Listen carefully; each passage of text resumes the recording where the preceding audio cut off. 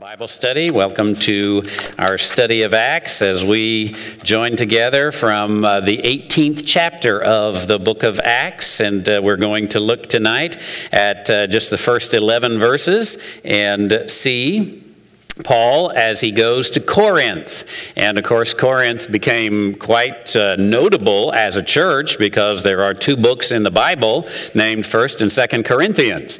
And these are letters that were not written while he was at Corinth, which wouldn't make much sense to write a letter to someone you're right there in front of, right? But after he had been at Corinth, he wrote back these letters at Corinth, and he did write some letters while he was at Corinth. We'll talk about those just a little bit tonight.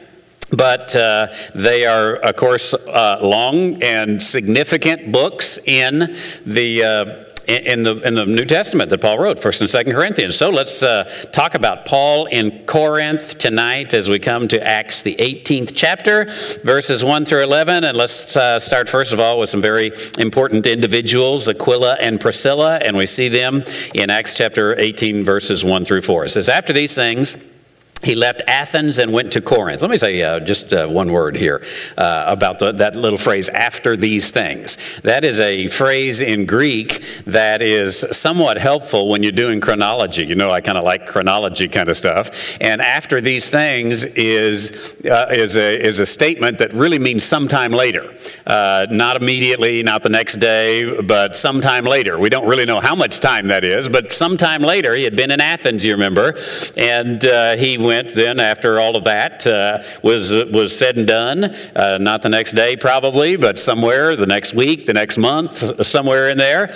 He went after these things, and he left Athens and went to Corinth. It's not a very long drive. Well, it is a long drive, actually, because if you're going to drive, you got to go all the way around to follow the land. Because if you're going from Athens to Corinth, the best way to get there is to cross a little isthmus, is that word, of a little narrow strait of water. And surely that's the way he goes. We don't know that, but I'm sure he got on a boat and he went from Athens to Corinth. And here he was in Corinth, which was a very cosmopolitan city, a very large city, a very important city. Because it was on this little narrow strait of water, it would be the place where, of course, the ships would come through, and there was a port there, and there were ports further inland, but it was the first stop, and there was lots of commerce there. So if you wanted to make money, you went to Corinth and started your business there. And being this very international, cosmopolitan city, it was also a city of debauchery. And some of the things you read about in the book of Corinthians, of course, talk about some of the debauchery that was going on. And this was the city. It was a city that had a large temple to Aphrodite. And you can look that up, of course, if you want to know about debauchery. And it was a city that had the Isthmian Games, which was second only to the Olympic Games of Athens, and athletes from all over the world would attend to this. So the people from everywhere doing everything. That's the kind of thing that you got when you were in Corinth. So he comes from Athens and he went to Corinth. And in verse 2, it says, he found a Jew named Aquila, a native of Pontus, having recently come from Italy with his wife Priscilla. Now, another just little point of Greek that I want to point out, because I've had two or three of you ask a question about something I said in the Matthew series. And in the Jesus series that happened to be from Matthew. So here it says, in New American Standard anyway, he found a Jew named Aquila. Now, if you're reading in Greek, it would say he found it uses a little word tis, T-I-S, a tis Jew. That would, I believe, King James translated a certain Jew. And New American Standard just leaves the word out altogether, but he found a certain Jew. We might, in a little more modern English, use the word particular. He found a particular Jew. Now, it is not a word necessarily which certainly doesn't make any kind of doctrinal significance here is just a manner of speaking. Here's a particular Jew that he found, a certain Jew that he found, and his name was Aquila. And yet, earlier in Matthew chapter 16, verse 24, you remember that's where the scripture comes along and says, Jesus said to his disciples, if anyone would come after me, he must take up his cross and follow me. And I have said the last 2 Sundays, actually, that particular passage of scripture has a context, and it was to his disciples, just like verse 20 was to his disciples of Matthew 16. Don't tell anyone I'm the Christ. That had a context in certain people, and so does verse 24. And that it was to his disciples in that context. It makes perfect sense. But a number of you have said, now wait a minute though, but this says, he said to his disciples, if anyone would come after me. Or the King James actually has it, if any man would come after me. But let me just point out to you that it's actually the same word, tis. So, what Jesus is saying, hey disciples, if a particular one of you, a certain one of you, wants to come, let him follow me. This means Jesus really, in using that word, he was not saying, hey, I want to tell you, if anybody in the world wants to follow me, he has to take up his cross and follow me. What he's saying is, hey, if one of you, a particular one of you, it might be like I might say, for example, that this August we are going to go to Taos, New Mexico, and there's going to be a Bible conference there, and we're going to celebrate our 3-year partnership, which comes to a conclusion this August, and we'll go up there and celebrate it. And if anyone wants to come, they can come. Now, who am I talking about? People in Kansas? The church. Anybody right here? Hey, if a certain one wants to come, any particular people here want to come? You're particular, aren't you? And you might want to come. And it is just a manner of speaking that narrows it down to, we're talking on an individual basis. I'm not talking if the whole church wants to come, because I'm not bringing a charter and a bus to get you up there. But if a particular person wants to get in their particular car and drive to a particular town, then we can do this. There's a context to it. And that word really, if anything, even though it's translated anyone, if you look up how it's typically translated in the New Testament, what you'll find is it's typically translated someone, a particular one, a certain one, and it's a narrowing word, not a broadening word. And so here it is. It says, hey, there's all the Jews who are living in Corinth, but there's a particular one that we want to talk about, a certain Jew that we want to talk about, and his name was Aquila. Says he was a native of Pontus. And Pontus was modern-day Turkey, Pontus, Bithynia. You remember some of that from earlier. He was a native. That was he was born in Pontus, but he had come from Italy, having recently come from Italy with his wife Priscilla. Aquila and Priscilla are always mentioned together. Now, they're never mentioned apart.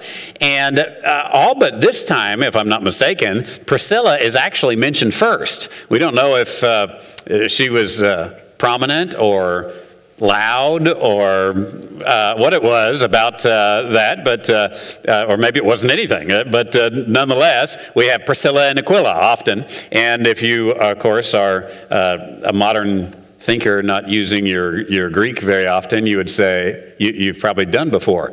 Now, which one's the man and which one's the woman? Priscilla, Aquila, I'm not really sure. But Priscilla, as you narrow it down, Priscilla has to be the woman, right? Don't name your boys Sue, right? So Aquila and Priscilla, and they've come from Italy. Why? Because Claudius had commanded all the Jews to leave Rome. Well, who's Claudius? It's simple. He's the emperor. And he was the emperor from 41 to 54 AD. This is very helpful because we happen to know that this particular decree for all the Jews to leave Rome was 49 or 50 AD. So this really helps us date here. The fact that he mentioned this, didn't have to mention this, but Luke is the historian, the doctor, the one that's so precise. And so he throws in things like this. In fact, we won't get to it tonight, but down in verse 12, it talks about how Galileo was proconsul of Achaia. Well, we'll talk about that next week, but there was only about a 2-year period he was proconsul of Achaia. So we're able to really put this on a chronology and a calendar and get this together. So now we're about 49, 50 AD, and of course Jesus died, resurrected again about 33 AD. And so we've gone, 17, 18, 19 years from that time. And Claudius gives a command of the Jews to leave Rome. Well, how do we know he did that? We know he did that because it says it right here. That's good enough, isn't it? But you are one who questions the assumptions, right? And you say, Claudius is a big deal. And telling all the Jews to leave Rome is a big deal. That ought to be out there somewhere, surely, right? And you would begin to look in the secular histories of the day from the Roman historians, and what you would find is, sure enough, it is told not only in the Bible, but there are extra biblical sources that confirm what the Bible says. And this is the way archaeology has been for us down through the ages, is it continually brings about confirmation that what the Bible said is exactly true. So Claudius commanded the Jews to leave Rome. It is not exactly, well, there's some detail of why he commanded the Jews. We don't exactly know what the detail means in the extra biblical sources. It actually says because the Jews were making a stir over a man named Christus. It's kind of interesting because we wonder, well, do you mean Christ? And this was the issue, the Jews and Christ, and what do you do with all of this? We don't really know because Christus is not Christ, but there's a letter difference in there between Christus and Christos. But nonetheless, that's what the historian, the Roman historians have to say. So Claudius just didn't want anything to do with it, and he told all the Jews to leave Rome. That also says this whole thing of anti-Semitism has been around a long, long time, hasn't it? That this whole thing of a lack of religious liberty has been around for a long, long time. Whatever it was that they were stirred up over, whether it was a religious thing or what, it certainly had to do with their identity as Jews, which certainly would have to do with a religious matter, and whether it's today in France or 1492 in Spain or 49 AD in Rome, or wherever you want to go down through history, I think we just see over and over again this kind of anti-Semitism taking place. By the way, we thought for a number of years, just because we weren't reading the scripture very closely, that anti-Semitism of the Nazi order was something that was done, dead, gone. It would never come up again because people realized how wretched it was. And yet, there has been, in the last 3 or 4 years especially, a huge increase in anti-Semitism in Europe today. So much so that you will not find a place in Europe where Jews live without having had some sort of discussion about how do we get out of here. And every Jew over there is making plans to be able to get out someday. And you can just imagine the kind of turmoil that is with the heritage that has been with anti-Semitism in Europe in the past. And even yesterday or today, I got an email from a Jewish organization saying, hey, there are so many Jews trying to get out of France that they need some money. They need some help. And they're trying to get to Israel and the United States are the two chief places, but mainly Israel. And so here comes this decree. We want all the Jews out. And Aquila and Priscilla were Jewish, so they left. And going on in verse 2, it says, he came to them, this is Paul who came to them, he came to them, and because he was of the same trade, he stayed with them, and they were working. For by trade, they were tent makers. You knew Paul was a tent maker, right? Because we talk about it over and over and over again. Paul was a tent maker. He was a tent maker. Don't you know he was a tent maker? Everybody knows he was a tent maker. Do you know that this is the only place in the Bible that tells us he was a tent maker? And if it wasn't for this one verse, we would have no clue what he did. There's some other verses that aren't very clear that seems to say he was making a living somehow. But I promise you, without this, we couldn't put this whole tent making speech together. So here it is. He was a tent maker, and he comes to Priscilla and Aquila, who also are tent makers. Perhaps they have, Corinth Tent and Awning or whatever their company is, and they are busy making tents. And he comes to them, and there are three verbs that it says. He came, he stayed, he worked, which is kind of what you want your company to do if they're going to stay, right? And this is just what Paul did. He came, he stayed, he worked. He didn't come and mooch off them, but he worked. For by trade they were tent makers, and he was carrying this out.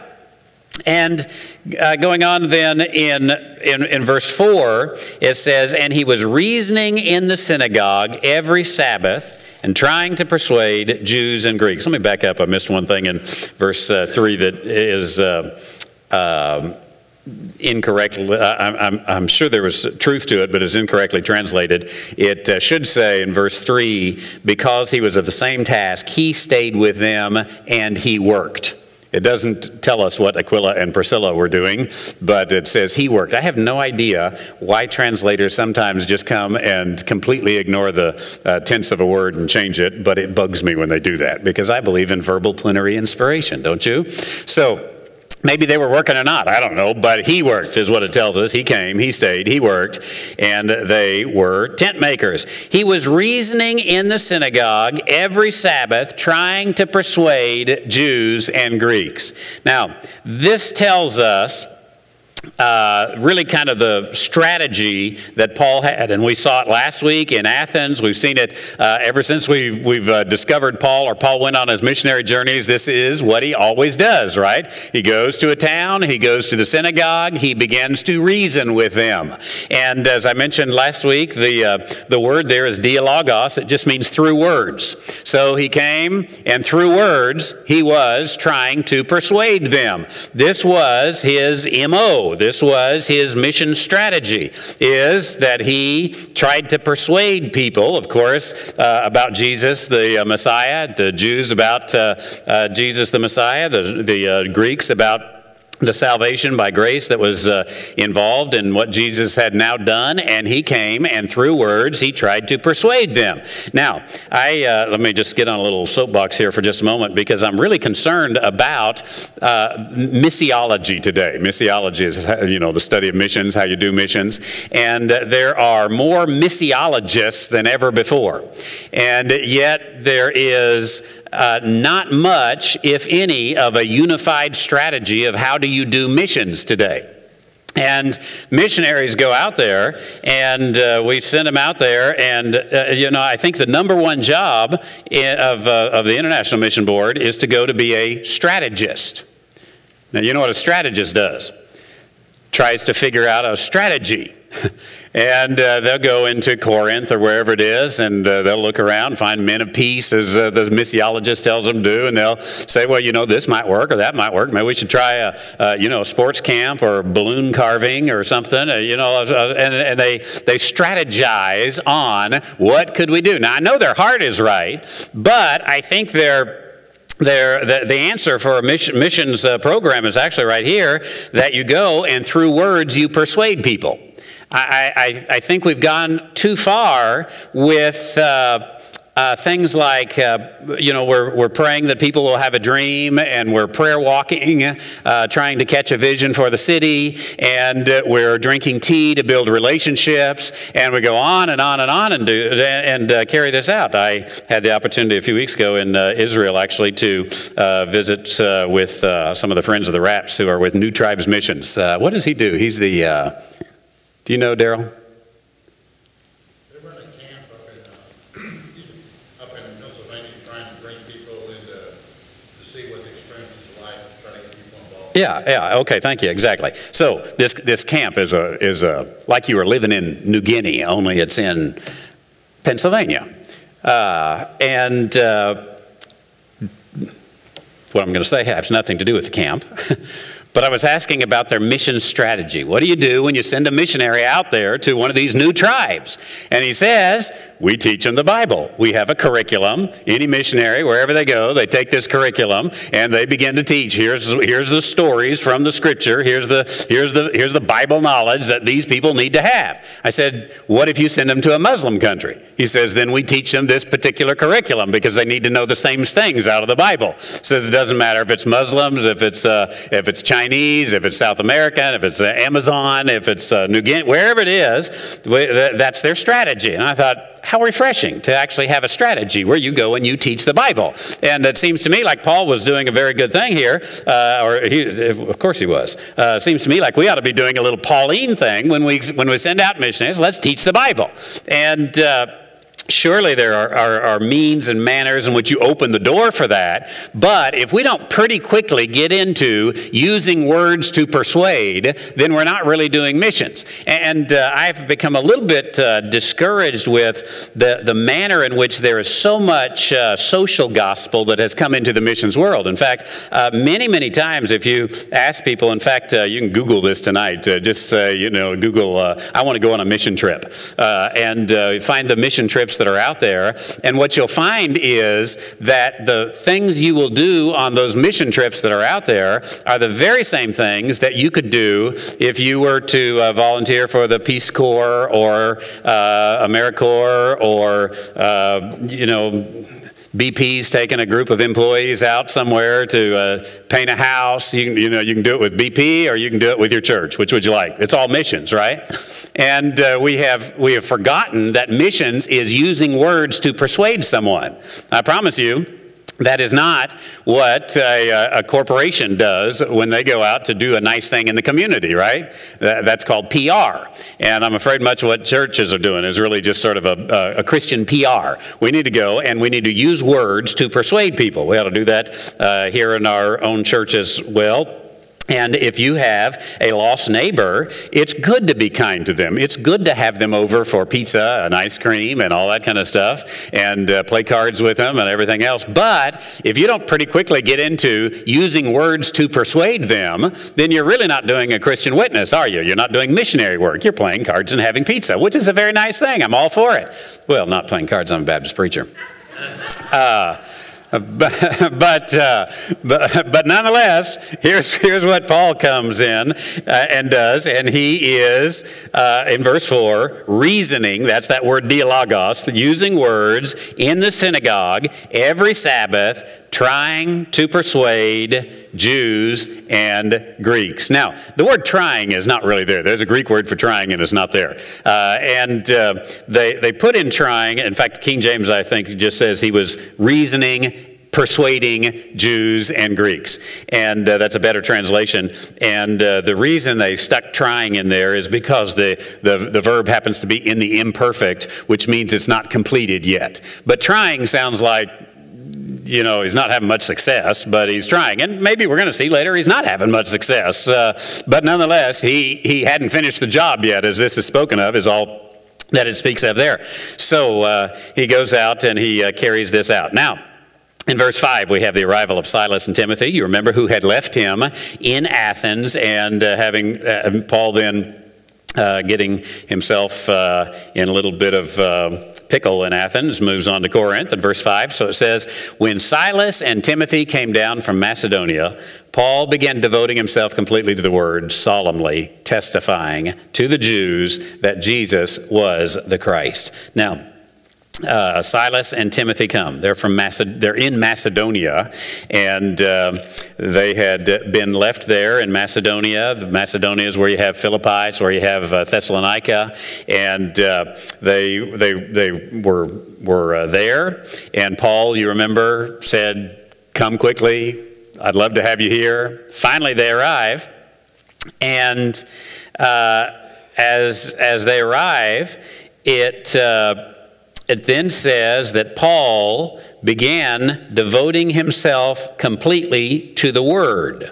Now, because of that, there are many who surmise that Paul quit tent making here, and he became full-time in ministry. He was bivocational. Now that they're here, presumably covering his needs, as we'll talk about in just a moment. Now that they're here, he doesn't need to do the tent making anymore. Now, it very well may be that he didn't do that, as we'll see in just a moment from an offering that was brought. But it really doesn't say devoting himself completely to the Word, as if he wasn't devoting himself completely to the Word previously. What it should say, and there's a little textual variant here is the reason I mention this, is that he was pressed in spirit. Remember last week he was provoked in spirit? He was provoked at the paganism around him in Athens, but now he is pressed in spirit. And he is pressed, no doubt, by the needs that were around him. Now, the word pressed there is in both of them. And what is not there in both texts is the word word. So one text has the word spirit, and one text has the word word. So the question is, was he pressed in spirit or pressed in word? Well, almost all, in fact, I think all the modern translations have gone with the critical text, which says he was pressed in word. The problem is, what in the world does it mean to be pressed in word? And so out of about 15 times that particular word for being pressed is used, they change it this one time out of 15 to say that he was devoting himself. And it never means devoting himself, but pressed doesn't make any sense. And rather than go with the majority text, which that means that almost every text out there of the Bible, and when we talk about biblical texts that are found out there, some of them are actually, where they wrote down Matthew, Mark, Luke, John, they got the text there. Others are a commentary that was written, or a sermon that was written, or a song that was written that quoted a text. And they're able to look at all these things and say, well, look, he was quoting right there from this particular passage, and he says this, and this says, and when you put all this together, about 95% of all texts out there will say he was pressed in spirit. But some seminary professors got along and said, he was devoted to the Word. He quit his tent job and he was devoted to the Word. This is why I am more and more a fan of the King James or the New King James, which is built upon the majority text rather than the what's called the critical text. So you're learning all sorts of good things tonight, aren't you? Now, I'm going to go with he was pressed in spirit and solemnly testifying to the Jews. But basically, when Silas and Timothy got there, he was motivated. And he was motivated to carry on the work in a stronger manner than he ever had before. And one of the things that might have motivated him, if you will put that little string in Acts chapter 18 and turn over to the right to 2 Corinthians chapter 11, verse 9, you will see he's talking to the Corinthians about being there with them. And one of the things he says in 2 Corinthians 11:9 is, there it is on the screen for me, and he says, when I was present with you, Corinthians, and was in need, I was not a burden to anyone. For when the brethren came from Macedonia, they fully supplied my need, and everything I kept from myself, and in everything I kept myself from being a burden to you, and will continue to do so. Now notice what he says there. I was never burdened. Why? Well, for one, I was working as a tent maker. When the brethren from Macedonia, who's that? Silas and Timothy. When they got there, they brought an offering. And it's fully supplied my need. And if you were to follow the trail there, you'd find that offering came from the church at Philippi, which was, of course, in Macedonia. And so they arrived. They brought a financial gift. It brought encouragement, no doubt. And they just pressed him in the spirit. I've got to be all the more diligent now to solemnly testify to the Jews that Jesus is the Christ. And then also we are just almost certain, in fact so much so that I wouldn't even put any doubt to it, that when Silas and Timothy came, he was he wrote a letter back to the Thessalonians, was the first one he wrote. And 1st and 2nd Thessalonians were written right in here. So if you were putting the Bible chronologically, we'd have to insert 1st, 2nd Thessalonians right here. Because somewhere in this period of time, he stops and he writes the letter to the Thessalonians, hearing from them the report, and a very encouraging report that he hears from Timothy as he comes. And so when he writes 1 Thessalonians, he says, hey, it's Paul, Silas, and Timothy writing to you at Thessalonica, and he rejoices with them. So he is encouraged by all this. Continuing on, in verses 6 through 8, Paul makes a new strategy. He says, but when they resisted, these are the Jews in Corinth, when they resisted and blasphemed, he shook off his garments and said to them, your blood be on your own heads. I am clean. From now on, I will go to the Gentiles. A very strong statement. He was pressed in spirit at the need to solemnly testify to the Jews that Jesus is the Christ. He's trying to persuade them, and yet they are unpersuaded. And so he finally comes and he says, your blood be on your own heads. Actually, I've gotten where I can't see very well, so I don't know if it's hands or heads, but it starts with an H. And it says, your blood be on, I can see that one up there, your blood be on your own head. And that we don't know for sure, but it sure sounds an awful lot like Ezekiel, doesn't it? Where Ezekiel says that, you know, if you have the word, the testimony, and you don't give the testimony, then your blood is on your hands. And Paul says, not anymore. I have testified, I have persuaded, I have put it out there, and you are not willing to take it. And so from now on, I will go to the Gentiles. This is a clear policy change. He has been upset with the Jews before as they wouldn't speak to them. He has gone to Jews and Gentiles before, but he says now, hey, this is going to be my MO from this point on. I'm going to go to the Gentiles. It's not that he won't speak to Jews in the future. He always held to the Jew first and then to the Greek or to the Gentile. But he really here was in this pivot point of Acts. We have really come to the end of the pivot. We're not rocking back and forth anymore. It has come to the place now where Paul is exclusively, totally the apostle to the Gentiles. And so it says in verse 7 that he left there and he went to the house of a man named who? Yeah, it just depends on which one you're reading. Titus Justus, Titius Justus, or just Justus. And once again, the majority text actually just says Justus.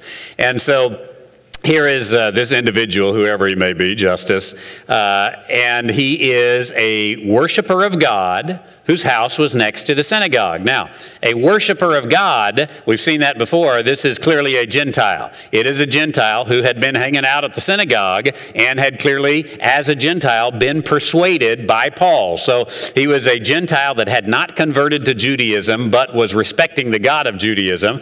And Paul comes into his house, and his house is right next to the synagogue, which had to be a little bit awkward as we're going to read on. He starts a church, basically, in his house. Now, can you imagine as things come together? I would suppose that there are a few times when the people coming to the synagogue met up with the people coming to Justus's house, and that some of those were the same people. Just imagine that you have a church split, and half of you decide you're going to split off, and you buy the property next door, and you put your church in right there. And so you got First Baptist Church and First Baptist to the Second Power Baptist Church. And there they are. And you know your driveways right next to each other. And you have the Battle of the Marquees, maybe, you know, as it goes on. So here had to be somewhat of an awkward experience. Put that in the back of your head, because I think it'll be significant here in just a moment. So we are here, he says, he went to his house next to the synagogue, verse 8. It says, Crispus, the leader of the synagogue, believed in the Lord with all of his household, and many of the Corinthians, when they heard, were believing and were being baptized. Now, this is quite the deal. He was trying to persuade, and he wasn't having much luck. It looks like here, he's finally had some luck now. When he got got kind of serious with this and said, well, I'm out of here. And he goes to Justus's house, and they begin to do the work. Maybe it is that people begin to see as he begins to get a little momentum now. You got Silas with him, you got Timothy with him, you got Justus, and there are other friends and family and neighbors, and they're coming in. And maybe some of them are beginning to say, well, maybe there was something to it. And Crispus, the leader of the synagogue, and the word there is arche-synagogue, so he's the head guy in the synagogue. This is not the rabbi, by the way. But Jews in that day and this day in their synagogue had a congregational type leadership, and they elected a chairman. I think the modern day Jews call it a president of the synagogue. And here's the president of the synagogue. And he's the chairman of the board, so to speak, of that synagogue. Now, that had to stir a little bit when Crispus comes in. And it says he believed in the Lord with all of his household, and many Corinthians. Now, who's involved in many Corinthians? We already know two people, right? One of them's a Jew and one of them's a Gentile. We know that Paul has been doing his work, it appears, at the synagogue where there's mostly Jews and a few Gentiles that come in. So we would have to presume that when many Corinthians are saved, that's not all Gentiles. That's a lot of Jews like Crispus and a lot of Gentiles like Justus. And there's a number, it's Jews and Gentiles together. If you wanted to confirm that, you could go into the book of Corinth and see, is the book of Corinth writing some things to Jews and some things to Gentiles and giving them a little bit of background here. So many Corinthians, when they heard, they were believing and were being baptized. One of those, actually, who was baptized was named Crispus. In fact, Paul tells us when he's writing back to the Corinthians later on, he talks in the first chapter about baptism. And he says, I didn't baptize many of you. If I baptized, says, remember how he says that? I don't remember who I baptized. Crispus. I baptized Crispus. And Stephanus, he mentions. I don't remember if I baptized any of the rest of you. And that's in 1 Corinthians chapter 1. And so Paul specifically says he himself baptized Crispus. Now, I bring this up because there is a group of people out there that I agree with in so many ways as it relates to the gospel that Paul taught and the grace that Paul taught, as opposed to the kingdom, for example, that Peter taught. And until, of course, the about 10th, 11th chapter of the book of Acts.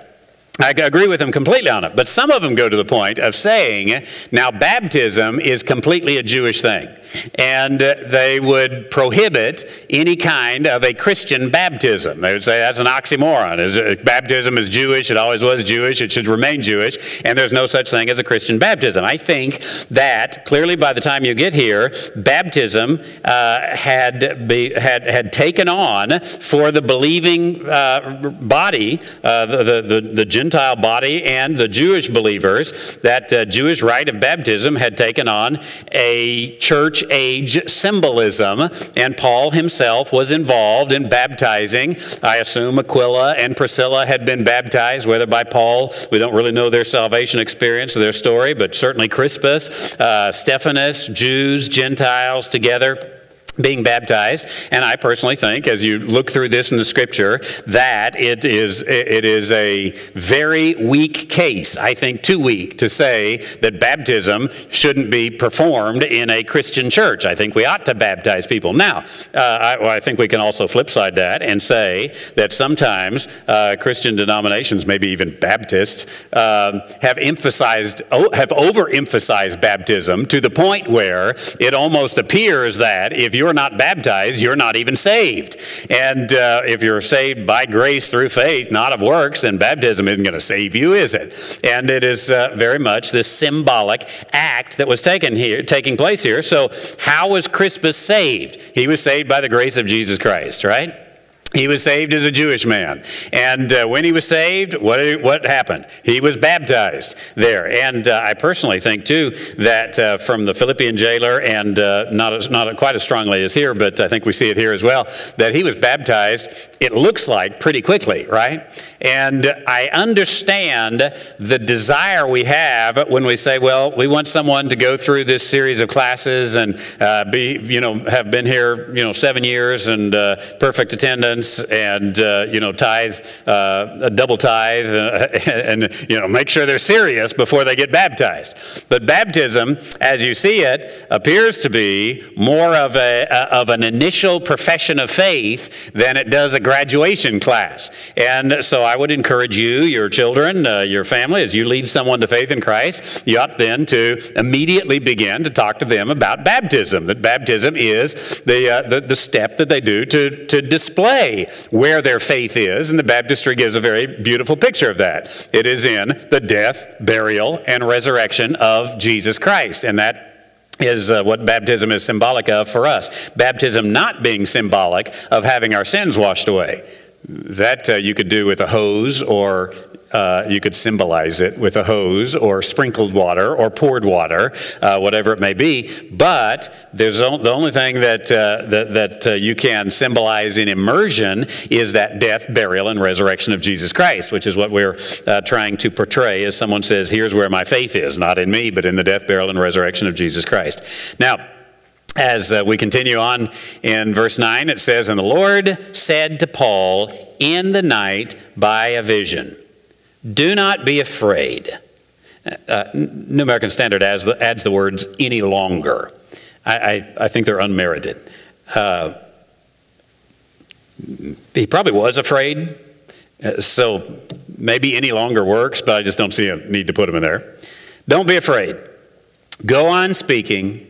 Do not be silent." Really three commands. Two of them are imperatives, and one of them is a subjunctive with an imperative quality to it. But he says, don't be afraid. Go talk. Keep on talking. And may it never be that you're silent. So really doubly encourages him to speak, talk. Keep up that dialogos, that reasoning. This is what you need to be doing. And don't be afraid to do it. Why? I'm with you, verse 10. That's a good enough reason right there, isn't it? But God gives him the encouragement, no man will attack you in order to harm you. For I have many people in this city.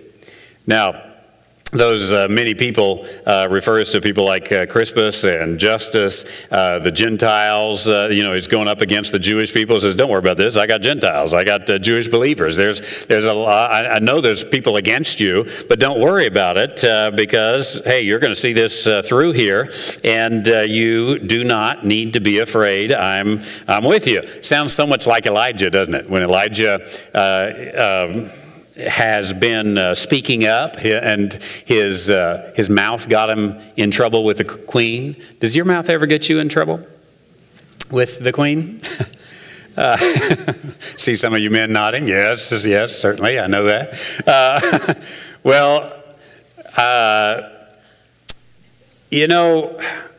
When you speak, you can take religion or politics, as be true on either one of these. You start talking religion or politics, you offend somebody in short order, right? If you got any kind of conviction at all, and you're stating your conviction, using words, trying to persuade them, somebody gets upset with you, right?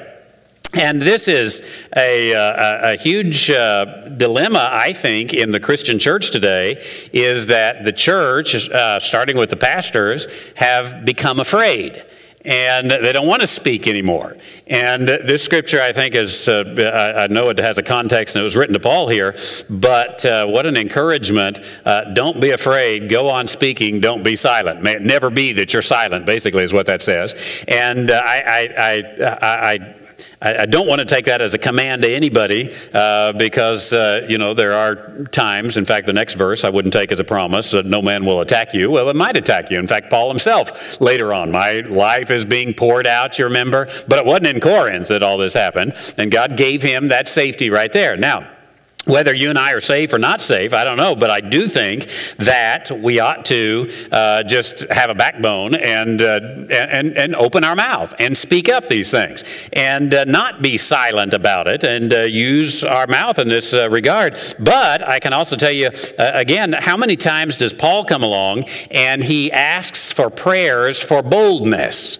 Boldness that I may speak, he says. And Paul doesn't seem to be a timid fella, does he? You know, he even writes to Timothy, God has not given us a spirit of fear. I mean, he seems strong as goat's breath, right? But we got an indicator here that even Paul, when you get all these people attacking him, he wanted to go hide under the bed sometimes and just move off and go do something. And I can tell you, there are a number of times as a pastor when I have said to myself, why didn't I decide to be a plumber?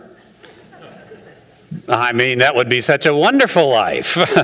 Plumbers don't have to go through this because when you speak up, you get enemies out there, you know, and it happens. I seem to have the spiritual gift of offending people, and I just can't quit. But I think, you know, one of the things that I would encourage you to do, and I'm not, this sounds like, well, Paul did it, so I guess I'll do it too. Sounds like I'm asking for something, and I guess I am. How's that? I think this pastor and every pastor needs that constant, continual encouragement, especially when they get out there a little bit and speak the truth that is going to be offensive, to say, hey, I'm glad you said that. Speak it up. Don't ever get silent on that kind of stuff. And pastors need that kind of encouragement to keep going. There are very few professions which have an appreciation month, right? I don't know what your profession is, you know, but I mean, I know October is Pastor Appreciation Month, you know, and I don't know who invented that or whatever, but I don't know of like Engineers Appreciation Month. Maybe they have it, y'all can tell me, but I don't think so. But this whole deal of a little reminder every now and then, encourage the guy who's speaking, because even this guy Paul, from time to time, wanted to say, you know what, I think I'll just let her lie here for just a little bit, be low, and every now and then.